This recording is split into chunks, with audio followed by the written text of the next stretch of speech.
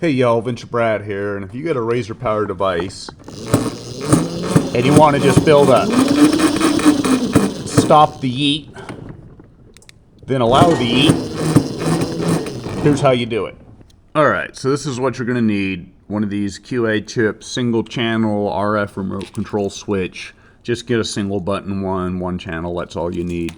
This one's rated for 12 volts. They do make ones that go 5 to 60 volts. Just order one of those, and then you don't have to deal with this power regulator like I have going on in here.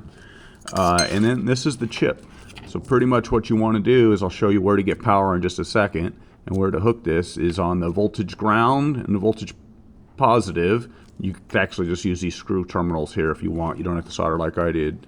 You hook your power and your voltage, just battery pack voltage. Like I said, I'll show you where to get that in a second. And then the common and the NO, the normally open one, you hook the two outer wires of your brake switch. And let me show you where that is all on here. So the factory Razor controller, this is the charge plug, the two wires that go up to the two plug, the two big red ones, your key switch.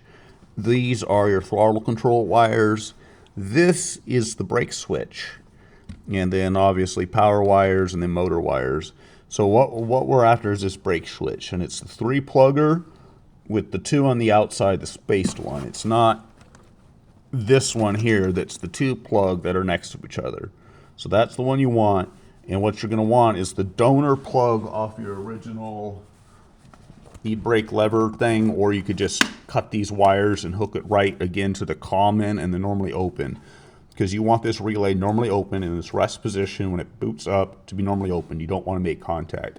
What happens here is when you short these two wires together, it thinks the brake's pulled, kills power to the motor. So what I did is there's a separate video on how to bypass this. You want to look up on my channel the throttle, Razor throttle, all about the Razor throttle video. But what, for the purposes of this, what you need to worry about is the yellow and the black wire. On this side, it's yellow here and black also.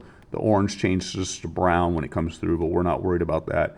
You could either come on this side and cut it, or tap into it, or cut into it this side. But this is your pack voltage, this yellow wire, and this black wire here on the same side. They should be common grounds, but I'd go with the same side. Grab this black. And then those are your two power. That's your, pack voltage power and your ground. And then all you got to do is hook your pack voltage and ground right to these terminals here, positive, positive, negative, negative. Again, if you get a 5 through 60 volt, this is all you need. And then you just plug it all together. And the way this works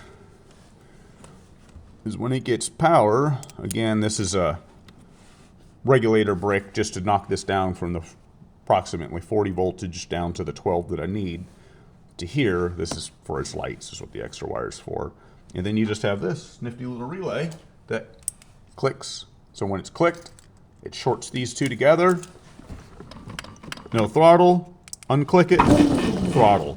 So pretty simple, pretty cheap. These things are like 10 bucks. You don't need no soldering skills. You could literally just cut these wires, cut the yellow and black, cut this red and black, screw them all together, put this in something a little bit more water resistant than what it is. You can even just wrap a condom over, a lubricated condom, and zip tie it up. You just don't want this thing getting all wet if your child's rambunctious. And there you go. Now you have a remote, 150 feet or so. You should be about that close to the youngster anyways when he's at this level. But now you have a really awesome way to remote kill. You don't have to hold the button. You can push it. If he's all good, steers out of the way of running under a car or off a bank or, whatever mischief that you're trying to avoid. Then when you're ready to let him go again, just click the throttle. Just be careful that if you unclick this or click it again to activate it, and your child has activated and has put their foot on the throttle, it will lurch forward. All right, guys, till next time, have fun out there.